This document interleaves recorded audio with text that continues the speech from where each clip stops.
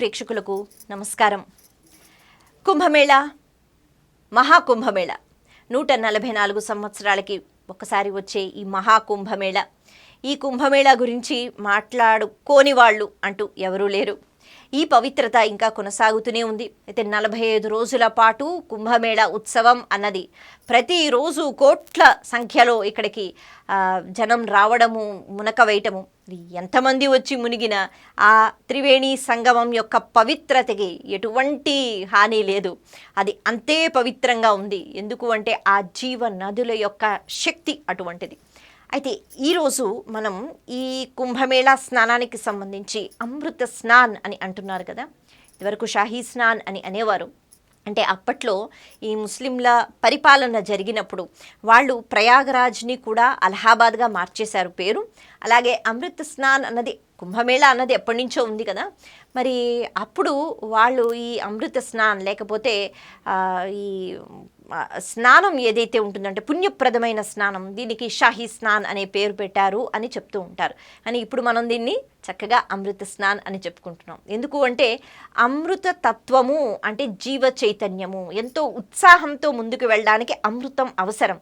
ఎప్పుడు అలా నిలిచి ఉండటానికి, బ్రతికి ఉండటానికి. అంటే మనం అందరం కూడా పుట్టాము, ఏదో అలా జీవించాం వెళ్ళిపోవడం అన్నది కాదు కదా. ఎప్పుడు శాశ్వతంగా ఉండేటట్టుగా మనం ఉండాలి. అంటే శరీరంతో కాదు, ఆత్మతో. ఇది అమృత తత్వం. అటువంటి అమృత తత్వం ఎప్పుడైతే జీవ చైతన్యంగా మారి మన శరీరంలో ఉంటుందో ఇప్పుడు శరీరంతో పెద్దగా పని ఉండదు, ఆత్మ పరిశీలన చేసుకుంటాం. ఈరోజు మనము ఈ అమృత్ స్నాన్ అన్నది కొన్ని ప్రదేశాలలో అంటే ఎక్కడెక్కడైతే కుంభమేళా ఎప్పుడెప్పుడైతే వస్తూ ఉంటుందో అప్పుడు కొన్ని సమయాలలో మాత్రం చేస్తే మరింత ప్రత్యేకత దానికి ఉంటుంది అని వింటూ ఉంటాం కదా. ఈ క్రమంలో ఈ మహాకుంభమేళా ఏదైతే ఉందో ప్రయాగరాజ్లో జరుగుతున్నప్పుడు 45 రోజులు కూడా ఎంతో పవిత్రమైన అంటే దినాలు అన్నీ అని చెప్తున్నా కూడా ఒక 5 రోజుల గురించి ఎక్కువగా మాట్లాడుకుంటున్నాం. ఈ 5 రోజులు మరింత విశేషము స్నానం చేస్తే అని చెప్పుకుంటున్నారు. అందులో ఒక 2 అయితే అయిపోయాయి. భోగి రోజు ఒకటి అయింది, ఆ తర్వాత మకర సంక్రాంతి రోజు ఒక స్నానం, ఆ తర్వాత మౌని అమావాస్య ఇంకా రానుంది, ఆ పూట స్నానము, అలాగే మనకి మాఘ పౌర్ణమి రోజు, అలాగే వసంత పంచమి రోజు, ఇక చివరిగా శివరాత్రి రోజు అని ఈ కొన్నిటి గురించి చెప్తున్నారు. అయితే అమృత స్నానము అన్నది ఈ 5 కాకుండా 3 గురించి చెప్పారు, మరీ విశేషంతో కూడుకున్న పుణ్యతిథులు అని. అటువంటి దాంట్లో మకర సంక్రమణం జరిగిన మకర సంక్రాంతి రోజు ఒకరోజు అని చెప్తారు. అలాగే మౌని అమావాస్య అని ఇంకొక రోజు చెప్తారు. ఇంకొకటి వసంత పంచమి లేకపోతే బసంత పంచమి అంటారు, ఇది అని చెప్తారు. ఇది కాకుండా మనకి శివరాత్రి, అలాగే మనకి మాఘ పౌర్ణిమ, ఈ పుణ్యతిథులు కూడా చాలా పుణ్యప్రదమైనవి. అంటే ప్రతిరోజు ఈ 45 రోజులు స్నానం కంటే ఇవి చాలా విశేషం. నాగసాధువులు ఈ పుణ్యతిథుల్లో ఇంకా ఎక్కువగా అక్కడ కనిపిస్తారు. అలాగే ఇప్పుడు రానున్న మౌని అమావాస్య రోజైతే 10 కోట్ల జనం వస్తారు అన్నది ఒక అంచనా వేస్తున్నారు. కాబట్టి విశేషమైన పుణ్యతిథులు.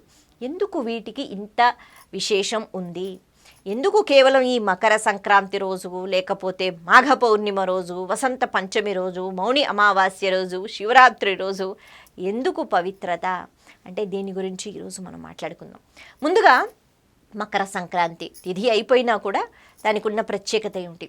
ఈ మకర సంక్రమణం జరిగినప్పుడు సూర్యుడు మకర రాశిలోకి వెళ్ళినప్పుడు ఉత్తరాయణం అన్నది, అంటే ఉత్తరాయణం దక్షిణాయనం 2 విధాలుగా అంటే ఋషులు విభజన చేశారు కదా కాలాన్ని. అలా ఉత్తరాయణ పుణ్యకాలం అంటే ఎక్కడైతే మకర రాశిలోకి సూర్యుడు ప్రవేశిస్తాడో అక్కడి నుంచి మనకి ఉత్తరాయణం. ఉత్తరాయణం అంటే అది కేవలం కాల విభజన అన్నది కాదు, దేవతలకు పగలు. మనకి ఒక సంవత్సరం, దేవతలకి ఒక రోజు. కాబట్టి మనకి పగలు రాత్రి ఎలాగ ఉంటాయో వాళ్ళకి కూడా ఉంటాయట. ఈ సంవత్సరంలో 6 నెలలు మనకి వాళ్ళకి ఒక పూట అనమాట. అలా దేవతలకు పగలు ఏదైతే ఉందో బ్రాహ్మీ ముహూర్తం దగ్గర నుంచి అదంతా కూడా ఉత్తరాయణ కాలము. దక్షిణాయనం అనేటప్పటికి వాళ్ళకి రాత్రి అంటారు. మరి దేవతలు కూడా మనలా పడుకుంటారా అంటే అలా కాదు, మరింత జీవ చైతన్యంతో వాళ్ళు ఉంటారు, మరింతగా తీక్ష్ణ దృష్టితో మనల్ని చూస్తూ ఉంటారు. పైగా ఇప్పటి వరకు వాతావరణంలో చలి ఏదైతే ఉందో మకర సంక్రమణం నుంచి సూర్యుడు ఉచ్చస్థానానికి వెళతాడు. ఆ మార్పు అన్నది అద్భుతమైన మార్పు. ఆ మార్పు అన్నది వాతావరణంలో కూడా వెచ్చదనాన్ని తీసుకొస్తుంది. ఎన్నో క్రిమకీటకాలకు ఎంతో ఆనందాన్ని, జీవ చైతన్యాన్ని, శక్తిని ఇస్తుంది. మనమంటే ఎన్నో పరికరాలు ఉన్నాయి, చలి వేస్తే లేకపోతే బాగా వేడిగా ఉక్కగా అనిపిస్తే, కానీ ఇతరత్ర జీవులకి ఆ ఏర్పాట్లు లేవుగా. అందుకే ప్రకృతిలో వచ్చిన మార్పే వాళ్ళకి శ్రీరామ రక్ష. కాబట్టి ఇప్పుడు సూర్యుని యొక్క గమనం ఏదైతే ఉందో ఇది మారింది, ఉత్తరాయణం వైపు వెళ్ళింది. దేవతలకు పగలు మరింతగా మనల్ని చూస్తున్నారు. మనమేం చెయ్యాలి? తిరిగి దేవతల్ని చూడటం అంటే అలా చూడటం మాత్రం కాదు, దాన ధర్మాలు ఎక్కువగా చేయాలి, ఎక్కువగా దాన ధర్మాలు చేయాలి, పుణ్యకర్మలు చేయాలి, పుణ్యం సంపాదించుకోవాలి. ఇది ఇక్కడ విశేషం. అందుకే సూర్యునిలో వచ్చిన మార్పు వల్ల, వాతావరణంలో వచ్చిన మార్పు వల్ల ఉత్సాహం పెరిగి ఆత్మవిశ్వాసం కూడా పెరుగుతుందట. అలాగే గ్రహాల స్థితి ఏదైతే ఉంటుందో మన జాతకంలో, ఇందులో ఒక్కొక్కసారి సూర్యుని యొక్క స్థానం కూడా ఒకవేళ బాగా లేకపోతే ఎంతో నిరుత్సాహంగా ఉంటూ ఉంటామట, ఆత్మవిశ్వాసం లోపిస్తూ ఉంటుంది. సూర్య ఆరాధన ముఖ్యంగా మకర సంక్రమణం జరిగిన విశేషమైన సమయంలో ఖచ్చితంగా సూర్య ఆరాధన చేస్తే, ఉపాసన చేస్తే మనకి మనోధైర్యం పెరుగుతుంది అని అంటారు. జాతకంలో ఒకవేళ గ్రహస్థితి బాగా లేకపోయినా మన ఉపాసన వల్ల అద్భుతమైన ఫలితాలని మనం పొందుతాము అని అంటూ ఉంటారు. అది మకర సంక్రాంతి యొక్క విశేషం. కాబట్టి ఈ పుణ్యతిథి రోజు ఈ మహాకుంభమేళాలో మనం స్నానం చేసినట్లయితే ఖచ్చితంగా సూర్యగ్రహం యొక్క అద్భుతమైన శక్తి, అంటే ఆ కిరణాలలో అద్భుతమైన శక్తి ఏదైతే ఉంటుందో ఇది ఈ జలం అన్నది వాస్తవానికి గ్రహాలకున్న శక్తి. అలాగే పైన ఉన్న చంద్రుడు, అలాగే సూర్యుడు, వీళ్ళ శక్తులు కూడా నీటి ప్రవాహాలు, ముఖ్యంగా నదులు నిక్షిప్తం చేసుకుంటాయి, వాటిలో దాచిపెట్టుకుంటాయి అన్నమాట. మనం ఎప్పుడైతే వెళ్ళి స్నానం ఆచరిస్తామో ఆ శక్తులన్నీ కూడా మన శరీరానికి పడతాయి. కాబట్టి మకర సంక్రమణం ఆ రోజు చేసే స్నానం పుణ్యప్రదం, మరింత పుణ్యాన్ని, మరింత శక్తిని మన శరీరానికి, మనసుకి ఇస్తుంది అన్నది నమ్మకం. ఇక ఆ తర్వాత మనం మాట్లాడుకోవాలి మౌని అమావాస్య. మౌనం అంటే తెలుసు, మౌనంగా ఉండటం. కానీ ఇది మనకెప్పుడు సాధ్యం కాదు, మనం ఎప్పుడు మాట్లాడుతూనే ఉంటాం. కానీ ఎంత మౌనంగా ఉంటే అంత వాక్శుద్ధి అవుతుందంటారు. మౌని వ్రతం అని అంటారు, అలాగే దీన్ని ముని వ్రతం అంటారు. మౌనవ్రతం అని మనం తెలుగులో అంటాము, అయితే మౌని అమావాస్య అని ఉత్తర భారతదేశంలో అంటారు.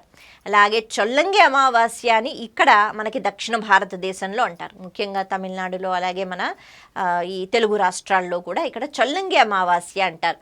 పితృదోషాలు ఏమైనా ఉంటే ఈ తిథి రోజు పూజ చేయటం, తిలదానం చేయటం, తర్పణాలు ఇవ్వటం పితృదోషాల నుంచి విముక్తి పొందుతాము అన్నది నమ్మకం.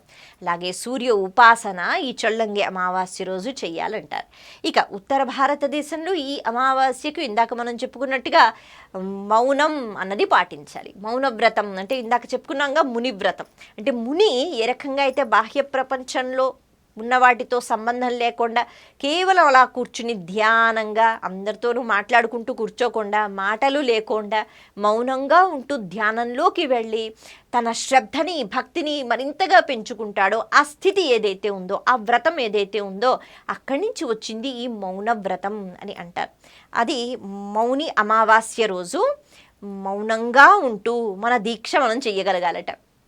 కేవలం అదే రోజా అలా ఎందుకు పెట్టారు అంటే, మన శరీరానికి అప్పుడప్పుడు మనం లోపల అవయవాలకి ఏ రకంగా అయితే విశ్రాంతి ఇవ్వాలో ఉపవాసం పేరుతో, అలా అంటే శరీరంలో ఉన్న అన్ని అవయవాలకి మనం విశ్రాంతి ఇవ్వలేం.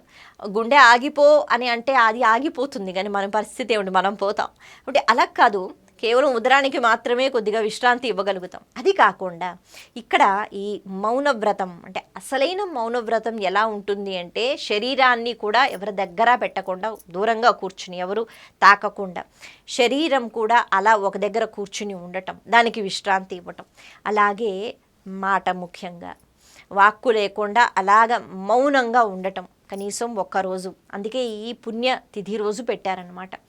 అలాగే మనము అనవసరమైన మాటలు వినకుండా ఉండటము, ఏమీ మాట్లాడకుండా ఉండటము, ముక్కుతో మాత్రం ఊపిరి పీల్చకుండా ఉండటం అని చెప్పలేదు.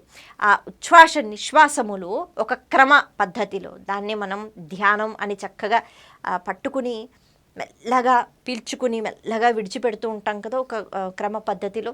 అలాగ రోజంతా చేసుకోవడము, అనవసరమైన మాటలు అని కాకుండా ఏమీ మాట్లాడకుండా ఉండటము, ఏదీ వినకుండా ఉండటం, కళ్ళతో ఇంకేదీ చూడకుండా ఉండటం, ఇది అసలైన మౌనవ్రతం అట.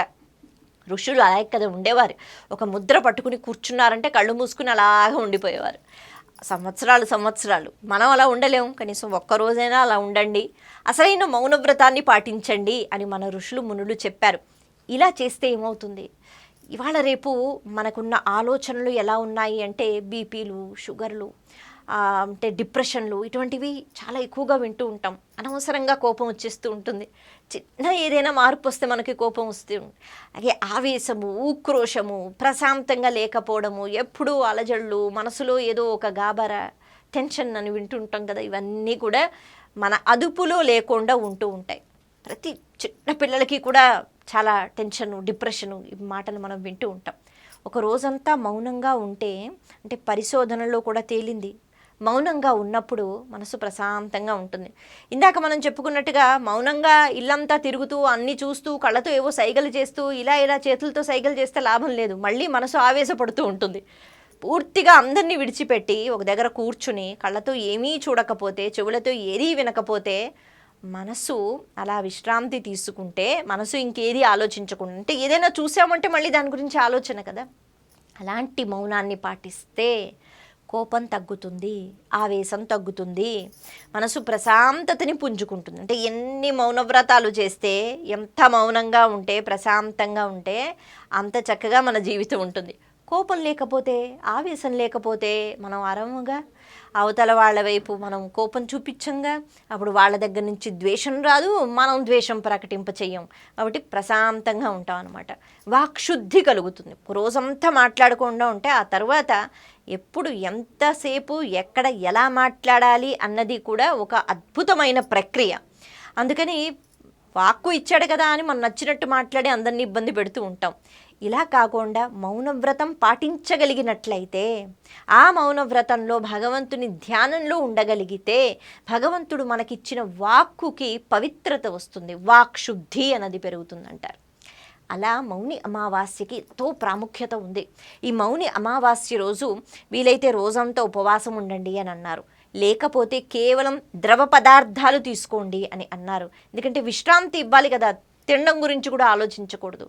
పూర్తిగా మౌనంగా ఉంటూ ఏదీ చూడకుండా కేవలం భగవద్ధ్యానంలో ఉంటే, ఆ తర్వాత దాన ధర్మాలకి కూడా ప్రాముఖ్యత. అంటే అలా లేని పరిస్థితులు కూడా ఉంటాయి కదా. మనం ఇవాళ రేపు రోజంతా ఒక మూల కూర్చుని ఏమీ చూడకుండా అలా మాకు కుదరదు అని మనం అనుకుంటాం. అటువంటి సమయంలో కూడా మనం దాన ధర్మాలు చేయటం, ముఖ్యంగా పితృదోషాలు పోవాలి అంటే తర్పణలు ఇవ్వటం ఈ మౌని అమావాస్య రోజు ఎక్కువగా మనకి కనిపిస్తూ ఉంటుంది. అలాగే వస్తువులు దానం చేయటం, అంటే ఎవరికి ఏ వస్తువు కావాలో, ఆహార పదార్థాలు కావచ్చు, వస్త్రాలు కావచ్చు, ఇలా ఆహారము, నీరు, ఇవన్నీ కూడా దానం చేయటం అనేది ఇక్కడ ఎక్కువగా మనకు కనిపిస్తూ ఉంటుంది. మనకి సనాతన ధర్మం ఏం నేర్పించింది, ఏ పూజలో అయినా, ఏ వ్రతంలో అయినా భగవంతుని యొక్క అంటే వేడుకోవడము, అనుగ్రహం పొందడం, నేను ఒక్కరితినే ఆనందంగా ఉండడం అని కాకుండా ప్రతి పూజలో కూడా, ప్రతి సాధనలో కూడా దానం అన్నది కనిపిస్తూ ఉంటుంది. మౌని అమావాస్య రోజు ఎంత మౌనంగా మనం ఉంటామో, ఎంత దీక్షతో ఉంటామో, అలా దాన ధర్మాలు చేసినా చాలా మంచిదంటారు. అందుకే అటువంటి పుణ్యతిథిలో కుంభమేళాలో అమృత స్నానం అని చెప్పారు. అది మరింత మంచి రోజు కాబట్టి, మరింత పుణ్యప్రదమైన తిథి కాబట్టి ఆ రోజు మనకు వేస్తే విశేషమైన ఫలితం ఉంటుంది అని చెప్పారనమాట. ఇది మౌని అమావాస్యకు సంబంధించి. ఇక ఆ తర్వాత మనం మాఘ పౌర్ణిమ గురించి మాట్లాడుకోవాలి, అలాగే వసంత పంచమి గురించి మాట్లాడుకోవాలి. మాఘ పౌర్ణిమ అనేటప్పటికీ మాఘమాసం చాలా పవిత్రమైనది. ఒకటి సూర్యుని యొక్క శక్తి పెరుగుతుంది, సూర్యోపాసన అనే కాకుండా ఎన్నో పుణ్యప్రదమైన తిథులు, అలాగే సరస్వతీదేవి యొక్క జననం అంటారు, అంటే జ్ఞానానికి ప్రతీక అయిన సరస్వతీదేవిని జ్ఞానం అడగటం, ఇవన్నీ ఒక మాసంలో ఉన్న శక్తి సారం ఏదైతే ఉంటుందో పౌర్ణమి తిథి రోజు ఉంటుందట. ఆ పౌర్ణమి తిథి రోజు మాసం యొక్క సారం, లేకపోతే మాసానికి సంబంధించిన పుణ్యప్రదమైన తిథులకు సంబంధించిన శక్తులన్నీ ఈ పౌర్ణమి రోజు ఉంటాయి. అని చెప్తారు. అందుకే మాఘ పౌర్ణిమ అనేటప్పటికీ ఆ నిండు చంద్రుడు అనే కాకుండా మాఘమాసం యొక్క ఉపాసనా శక్తి, ఇంకా చెప్పాలి అంటే మాఘమాసంలో శ్రీ మహావిష్ణువుని విశేషంగా ఆరాధిస్తారు. ఆయన స్థితికారకుడు కాబట్టి సూర్యోపాసనతో పాటు, సూర్యుడు అన్న ప్రత్యక్ష నారాయణుడు కదా. ఇలా ఈ బలం, ఈ శక్తి మాఘ పౌర్ణిమ రోజు ఉంటుంది. ఇంతేనా కాదు, విశేషంగా ఉంటాయి చంద్రకిరణాలలో ఉన్న శక్తి. ఇదంతా కూడా ఈ నీరు, పవిత్రమైన నీరు మరింత పవిత్రంగా మారుతుంది ఈ శక్తులు ఎప్పుడైతే నిక్షిప్తం చేసుకుంటాయో. అలా నిక్షిప్తం చేసుకున్న ఆ నీటిలో మనం మునక వేస్తే, స్నానం చేస్తే మరింత మంచిది అంటారు. మాఘ పౌర్ణమికి సంబంధించి ఇంకొక విశేషం కూడా చెప్తారు. ఉత్తర భారతదేశంలో ఈ కథ మనకి కనిపిస్తూ ఉంటుంది. సతీదేవి యొక్క జన్మతిథి అని అంటారు. సతీదేవి, పార్వతి కాదు, సతీదేవిగా దక్ష ప్రజాపతికి, అంటే ఒకానొక సమయంలో ఆది పరాశక్తి ఒక శంఖం రూపం దాల్చిందట. అది కూడా దక్షిణావృత శంఖము. అది చాలా పుణ్యప్రదమైంది కదా, అరుదుగా మనకి కనిపిస్తూ ఉంటుంది. శంఖంగా మారిన ఆ తల్లి, అంటే భగవత్ సంకల్పం లేనిదే ఏదీ జరగదు కాబట్టి ఆవిడ దక్ష ప్రజాపతికి కుమార్తెగా రావాలనుకుంది. అందుకే సరయూ నదిలో కాళింది మడుగు దగ్గర ఒక పద్మంలో ఆ శంఖం పడిందట. ఆ దక్ష ప్రజాపతి ఆ శంఖాన్ని అలా తీసుకున్న వెంటనే అది ఒక అద్భుతమైన, అంటే చిన్న పాప రూపంలో శంఖం మారిపోవడము, అలా ఆది పరాశక్తి సతీదేవిగా దక్షునికి కనిపించటము, పాపగా మారిపోయింది కాబట్టి తన కుమార్తెగా పెంచుకోవడం ఈ తిథి రోజు జరిగిందని చెప్తారు. అలాగే ఒకానొక సమయంలో బ్రహ్మజ్ఞానాన్ని సాక్షాత్తు ఈశ్వరుడికే సుబ్రహ్మణ్యేశ్వర స్వామి బోధించారు. అందుకే ఆ బోధన ఏదైతే ఉందో, అంటే తండ్రికే బోధించారు కాబట్టి బ్రహ్మజ్ఞాని సుబ్రహ్మణ్యేశ్వర స్వామి అంటారు. సుబ్రహ్మణ్య ఆరాధన ఎంతో జ్ఞానాన్ని ఇస్తుంది. మహా పండితులు, అలాగే వేదం నేర్చుకున్న వాళ్ళు, చదువుకుంటున్న వాళ్ళు, కవులు, వీళ్ళందరూ కూడా ఎక్కువగా సుబ్రహ్మణ్యేశ్వర స్వామి యొక్క అనుగ్రహాన్ని పొంది పాండిత్యాన్ని పొందిన వాళ్ళు. దీనికి సంబంధించి ఎన్నో కథలు మనకి నిదర్శనాలుగా నేడు కనిపిస్తూ ఉన్నాయి. ఆ తిథి, అంటే ఈశ్వరుడికే బ్రహ్మజ్ఞానాన్ని బోధించిన తిథి ఈ మాఘ పౌర్ణిమ అని అంటారు. విశేషమైన శక్తులు ఉంటాయి. చంద్రుడు, అంటే చంద్రగ్రహం మనకి చాలా సమీపంగా ఉంటుంది.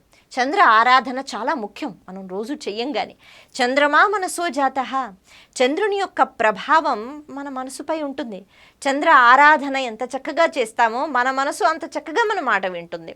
లేకపోతే మనసుకు పట్టిన వికారాలు, వాటితో పాటు మన ప్రయాణం ఊహించుకుంటే చాలా భయంకరంగా ఉంటుంది. అందుకే చంద్రుడు మనఃకారకుడు. మనసుతో మంచి ఆలోచనలతో ముందుకు వెళ్ళాలన్నా, మనసుతో ప్రశాంతంగా ఉండాలన్నా, లేకపోతే ఈ మనసుతో అవతల వాళ్ళకి ఆనందం కలిగించాలన్నా మనసు అన్నది ముఖ్యం. మనఃకారకుడు చంద్రుడు. అందుకే ఆ చంద్రుని యొక్క అద్భుతమైన, ముఖ్యంగా పౌర్ణమి రోజు అనేటప్పటికీ ఆ ముందు నుంచే కూడా విశేషమైన శక్తి ఉంటుంది కదా.